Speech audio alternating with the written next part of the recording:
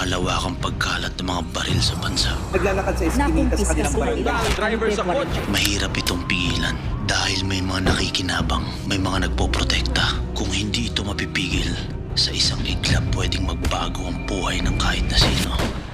Tama ka. Kaya patuloy ang pagtaas ng gun-related violence at crime. Saan ba talaga'y binabagsak ang mga illegal firearms na ito?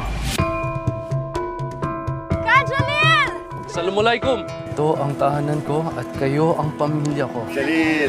Ama, Meron akong ipapakita sa'yo. Yan si Datu Rahman Abubakar. Hindi pa rin tumitigil ang sindikato sa pagbabagsak ng mga armas sa dagat na malapit sa atin. Dekada na nagtatrabaho sa gun smuggling syndicate. surrender natin to sa kapulisan. Our mission is to capture and arrest. Hindi natin alam kung sino mapagkakatiwalaan natin sa mga pulis. Hindi tayo pupunta sa islang para pumatay. Blood versus Duty on BBC TV.